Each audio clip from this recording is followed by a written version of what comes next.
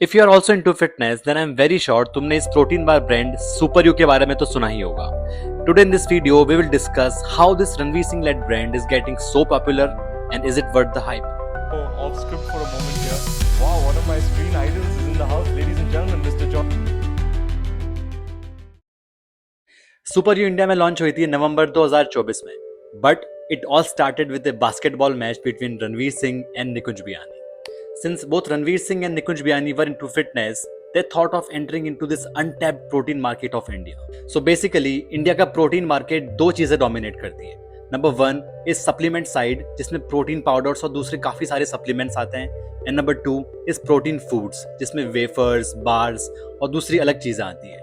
And since protein supplement side is very saturated, so they thought of entering this protein foods market. India एक ऐसी country है जिसकी diet अभी भी काफी प्रोटीन डेफिशिएंट है और प्रोटीन सप्लीमेंट जैसे प्रोटीन पाउडर्स काफी एक्सपेंसिव होते हैं. इसलिए इनका एम ये था कि अगर हम प्रोटीन फूड्स के मार्केट में एंटर कर जाएं तो हम लोगों की एवरीडे लाइफ में प्रोटीन इंक्लूड कर सकते हैं. जैसे वेफर्स, बार्स, ये हम वैसे भी खा लेते हैं. इसलिए अगर इनमें प्रोटीन इंक्लूड कर दिया जाए तो लोगों की काफी सारी रिक्वायरमेंट इनसे पूरी हो सकती है. And hence Super U was born.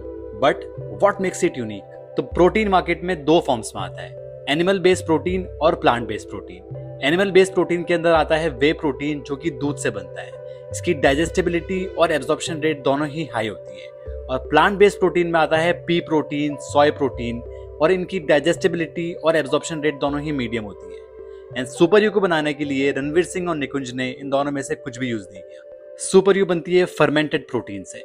Fermented protein आसान भाषा में एक ऐसी प्रोसेस होती है जिसके अंदर माइक्रो ऑर्गेनिजम्स जैसे बैक्टीरिया और यीस्ट हमारे खाने में डाल दिए जाते हैं, जो कि कॉम्प्लेक्स स्ट्रक्चर जैसे शुगर और स्टार्च को सिंपलर स्ट्रक्चर में कन्वर्ट कर देते हैं, जैसे एसिड और गैसेस. एंड इसी की वजह से हमको दही, चीज और ब्रेड जैसे प्रोडक्ट्स मिलते हैं. बट जब यही प्रोसेस एक प्लांट बेस्ड प्रोटीन के साथ करी जाती है तो वो कॉम्प्लेक्स प्रोटीन को तोड़कर सिंपल प्रोटीन में चेंज कर देता है. इस प्रोसेस से दो फायदे होते हैं. इससे उसकी एब्जॉर्प्शन रेट हाई हो जाती है और उससे जो डाइजेस्टिव इश्यूज होते हैं वो कम हो जाते हैं. एंड ओवरऑल प्रोटीन का स्ट्रक्चर काफी इंप्रूव हो जाता है. एनपीयू एक ऐसी मैट्रिक है जो प्रोटीन का एब्जॉर्प्शन और रिटेंशन को मेजर करती है.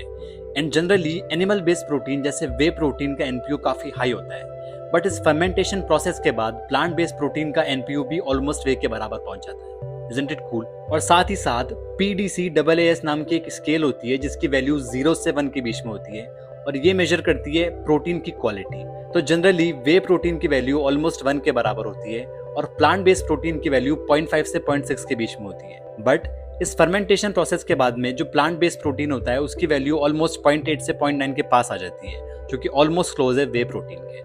In the first 3 months after the launch, Super U sold 16 to 17 lakh units. It's quite impressive. Super U market में 4 फ्लेवर्स में अवेलेबल है और इसकी एक बार की कॉस्ट अराउंड 60 रुपीज है. टू बी ऑनेस्ट, इसका डिजाइन काफी इंप्रेसिव है. इसका लोगो और इसकी पैकिंग चीख चीख के रणवीर सिंह बोल रहे हैं. रणवीर सिंह की मार्केटिंग स्किल्स और निकुंज की एंटरप्रेन्योरशिप के कारण this brand is making a statement. Personally my favourite is strawberry flavour. What's your favourite? Let me know in comments and मिलते हैं नेक्स्ट वीडियो.